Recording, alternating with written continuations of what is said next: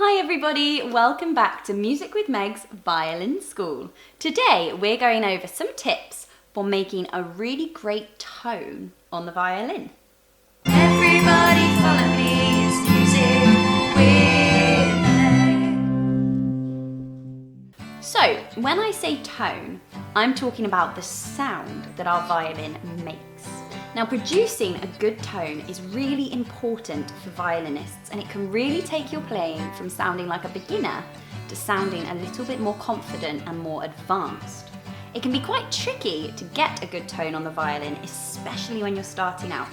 So here are just a few tips to help get you started making a good tone on the violin. So first things first, it's very important that our violin hold is correct, our posture is good. This doesn't necessarily help the tone, but it is going to help us to keep a consistent sound on the violin. Now, lots of people ask me if I can teach them how to play with vibrato. If you're not sure what vibrato is, it's a way of wobbling your fingers to change the tone. So without vibrato, it would sound like this. With vibrato, can you hear the difference?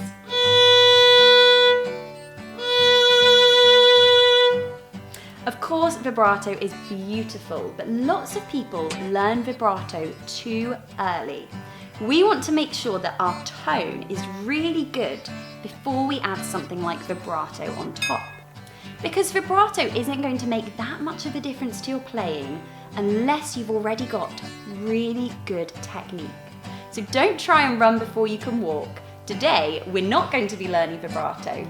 In fact, we're not really going to be worrying about our left hand at all, because lots of the tips for good tone on the violin come from our bow. So let's begin by making sure that our bow is being held properly. We want to make sure that our wrist is really floppy here, dropping it onto our bow. And if you move your bow around with your left hand like this, your wrist should be relaxed and loose and able to let the bow go wherever it wants to. Great. Now, the next thing that's super important is to make sure that we are moving our bow from our elbow and not from our shoulder. Let me show you what it does to the tone when we're moving from our shoulder rather than our elbow. If we're moving with our shoulder,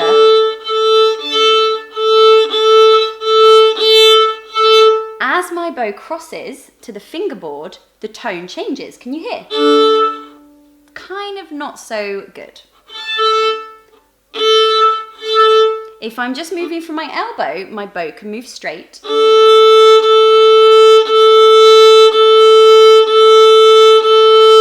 And there's a consistent sound.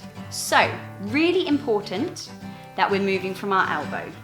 I can't stress this enough. Practice this, put your violin away, and just practice this one here until you're confident that your shoulder isn't moving, just your elbow.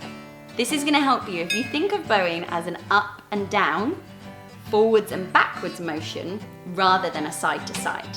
So to make a smooth tone on the violin, we want to think about three things with our bow.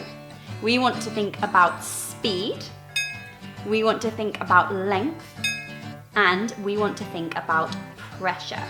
Those are our three most important parts of our bow. When I talk about speed, I mean how fast our bow is moving. When I talk about length, I mean how much of our bow we're using, small or big.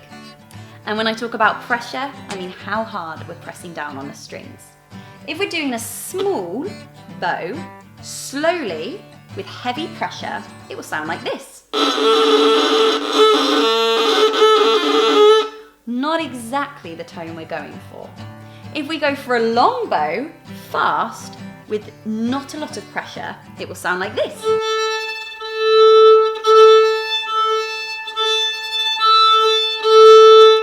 That's not the sound we're looking for either.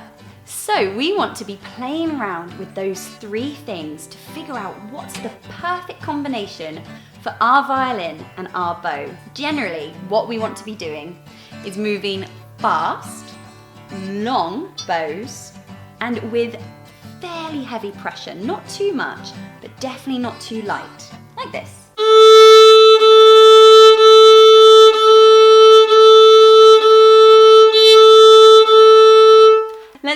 one long, fast down bow, like this.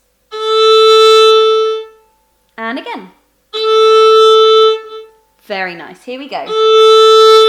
We're going to do that across all of the strings.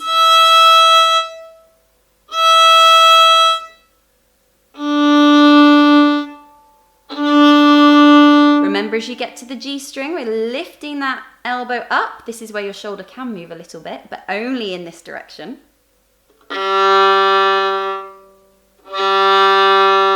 So let's recap those things that you need to think about. The first thing is your bow hold. So we need to make sure that our wrist is really, really floppy. You saw there that that's going to help us. If we're holding our wrist tight, we're not going to be able to get those smooth bow changes, are we? Because it's going to be gripped too hard. So floppy, flexible wrist. We can test that by taking our bow for a little walk with our left hand, keeping floppy.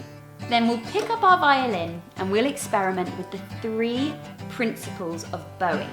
So that's speed, length, and weight.